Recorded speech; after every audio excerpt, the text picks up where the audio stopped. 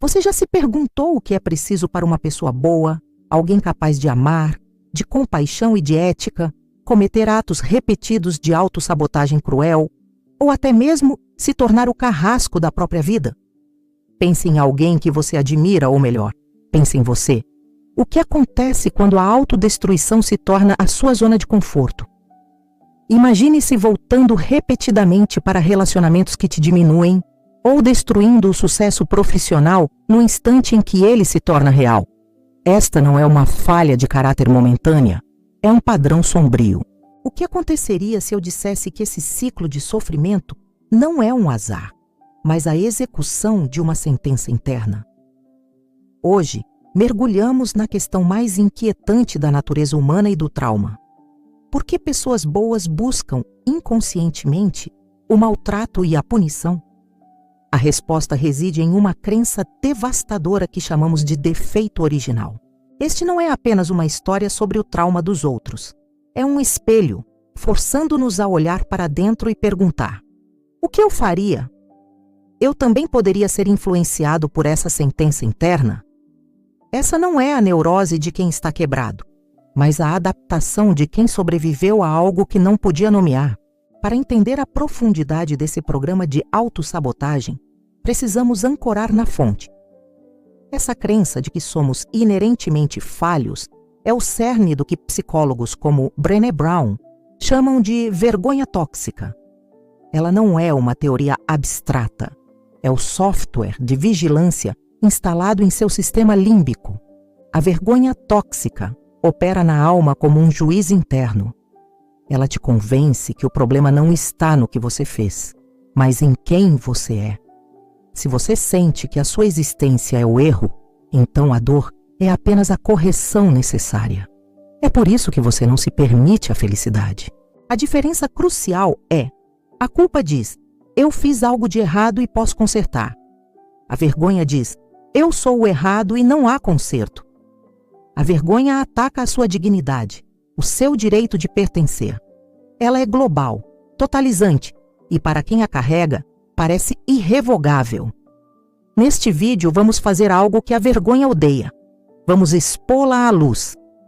Vamos encarar este defeito original, entender como essa mentira foi instalada em sua alma e, por fim, apresentar a estratégia para desmantelá-lo. Fique comigo, porque o que você descobrirá hoje pode mudar para sempre o modo como você vê o mundo e a si mesmo. A verdadeira chave para quebrar este ciclo de punição será revelada no último ato, e essa revelação final será a mais crucial e empoderadora de todas. Já estabelecemos que o defeito original não é uma falha, mas uma sentença interna.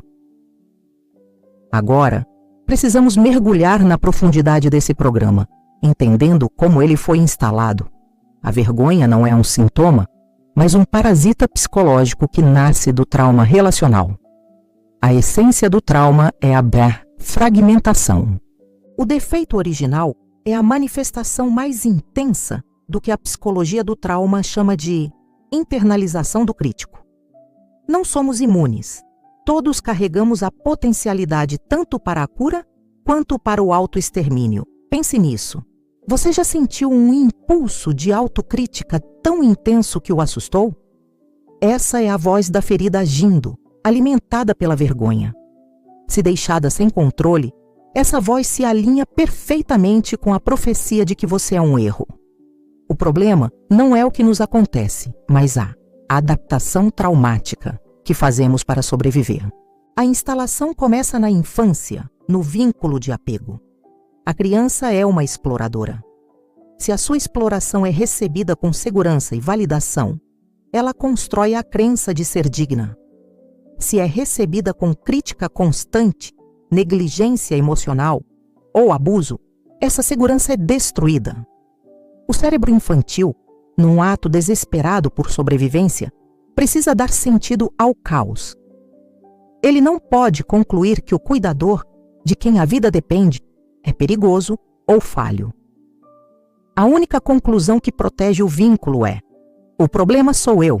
Essa é a virada. Ninguém é imune à lógica do defeito original. Ele é uma estratégia de sobrevivência instalada no tronco cerebral.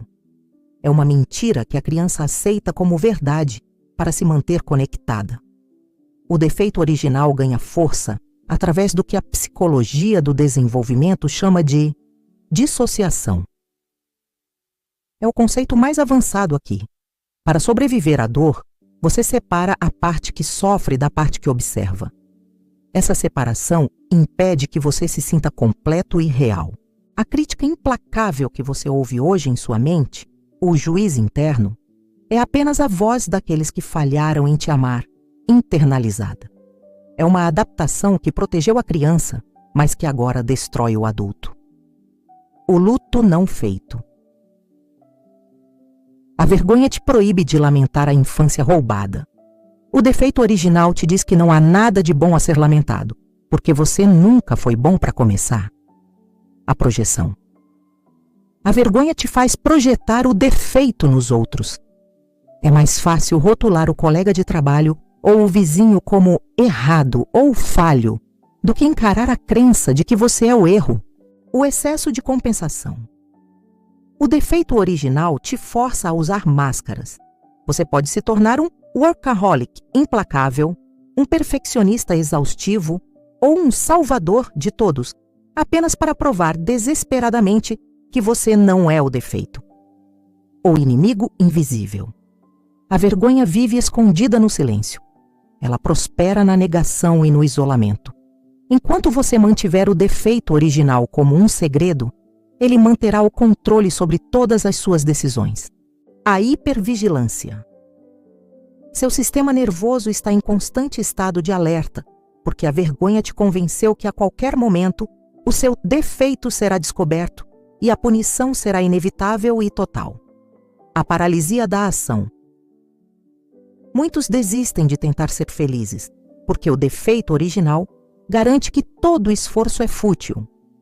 Por que construir uma vida boa se você sabe, no fundo, que ela será destruída porque você está nela? A herança de sofrimento. Muitas vezes, o defeito original é uma memória transgeracional. Você está carregando a vergonha, a dor e a falha de vínculo que seus pais não conseguiram curar. Você aceitou o legado de sofrimento. Ao entender a instalação desse software, percebemos que a luta não é contra um evento externo, mas contra uma mentira antiga que se tornou seu sistema operacional. A pergunta agora é: como se liberta de uma crença que se sente tão fundamental quanto a sua própria respiração? Neste ponto, o defeito original foi exposto. Sabemos que ele é uma mentira instalada na infância e mantida ativa pela internalização do crítico na vida adulta. A pergunta central agora é: como se liberta de uma crença que se sente tão fundamental quanto a sua própria respiração? A resposta é que consciência não é o suficiente. Precisamos de uma ação radical. A solução para a vergonha tóxica não está em eliminar a falha, que não existe, mas em construir a coragem moral para viver em desacordo com a sentença interna. A coragem moral é a capacidade de agir com integridade, mesmo diante do medo da oposição ou da punição interna. Mas como se cultiva essa coragem? Começamos identificando seus valores fundamentais. O que realmente importa para você? A verdade, a compaixão, a justiça? Quando o defeito original grita, você não vale nada, você precisa de um valor que grite mais alto. O trauma ensinou que expressar a verdade leva à punição. A coragem moral reverte isso. Ela te força a falar a sua verdade, mesmo que a voz interna te diga que o silêncio é mais seguro. O silêncio é o alimento da vergonha. Uma estratégia prática é o ensaio mental. Imagine-se na próxima situação em que a vergonha surge, um elogio, uma oportunidade ou um conflito. Em vez de se retrair, ensaie sua resposta. Visualize-se aceitando a bondade ou defendendo seu limite. Ao visualizar a ação, você enfraquece a paralisia. A vergonha tóxica adora o isolamento. Ela convence você de que é o único a carregar o defeito. Por isso, a resistência exige um sistema de apoio. Cerque-se de pessoas que veem sua essência e não a sua vergonha. A conexão genuína é o veneno para o parasita. A coragem moral também significa reconhecer e resistir à influência do ambiente. O defeito original se alimenta de ambientes que promovem a exclusão, a crítica e a hierarquia tóxica. Aprenda a reconhecer as regras não ditas que promovem a vergonha. Preste atenção às normas do grupo. Você está se silenciando, se diminuindo ou se tornando excessivamente agradável apenas para pertencer? O preço da falsa paz é a total aniquilação da sua identidade. O verdadeiro pertencimento só é possível quando você se permite ser visto. Muitas vezes, sentimos que somos impotentes diante de um sistema. Mas o poder de pequenas ações não pode ser subestimado. Cada vez que você escolhe a gentileza sobre a indiferença, a honestidade sobre o disfarce, você está praticando um ato de coragem moral. Você está quebrando a mentira. O defeito original adora a falta de transparência. Por isso, a autorreflexão é vital. O filósofo Sócrates dizia que a vida não examinada não vale a pena ser vivida. Faça do exame diário um hábito. O que motivou minhas ações hoje? Eu agi com base no medo ou no meu valor? Essa reflexão é o antídoto para a racionalização que nos permite justificar pequenos deslizes. Não se trata de buscar a perfeição, mas de buscar a integridade. O progresso é feito em milímetros, não em quilômetros. A coragem moral exige que você se torne o guardião do seu espaço mental. Sempre que a voz do juiz interno, aquela voz que te feriu no passado, surgir, você deve confrontá-la diretamente. Esta não é a minha voz. Esta é a minha ferida falando. Eu escolho não obedecer. A luta contra a vergonha é uma guerra de trincheiras. Você vai falhar. O medo vai vencer em alguns dias. É aqui que entra o perdão próprio.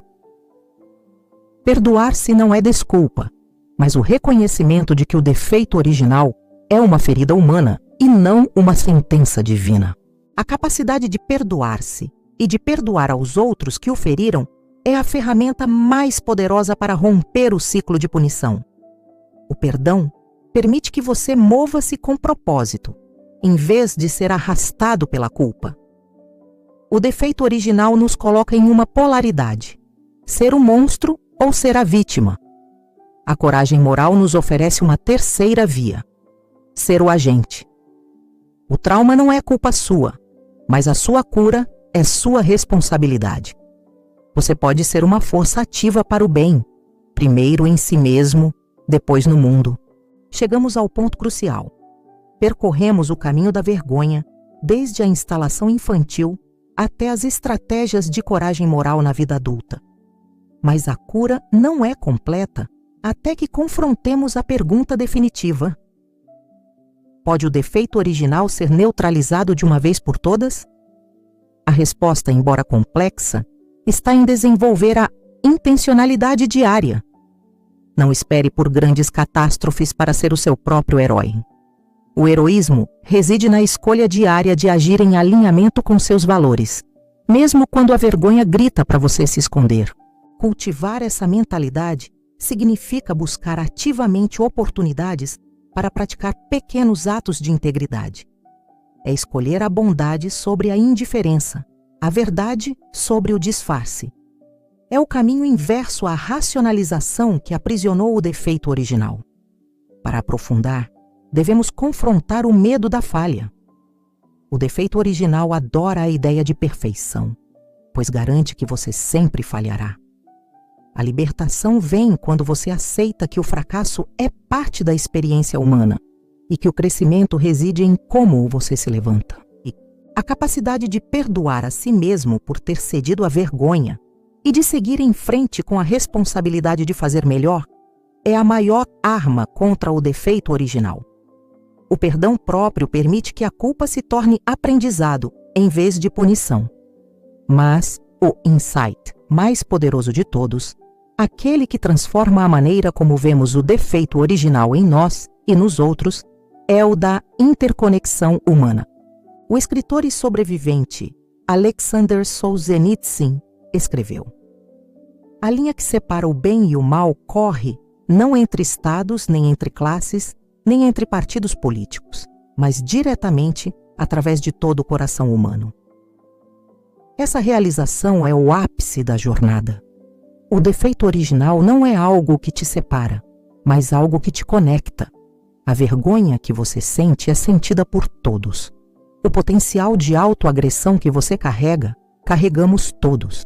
O defeito original foi uma mentira necessária que o manteve vivo. Mas ele jamais o deixará viver plenamente. Ele te rouba a agência e a alegria. Sua única missão é te manter na prisão para evitar a dor do abandono que você sentiu na infância. A luta entre o defeito original e a sua verdade não é travada em grandes campos de batalha, mas na pequena escolha que você faz agora. Você irá aceitar a bondade ou irá rejeitá-la. Você irá silenciar ou irá falar. O defeito original é uma ferida humana, não uma sentença divina. Sua cura é sua responsabilidade. Escolha ser o sobrevivente ativo e não o erro passivo. Se este vídeo ressoou e confrontou o seu defeito original, peço que você pratique a coragem moral agora. Comente abaixo, em maiúsculas, a palavra libertação. Curta, inscreva-se e junte-se a nós nesta jornada contínua. Você tem o poder de escolher a cada momento. Use-o para ser uma força para o bem, começando por você mesmo.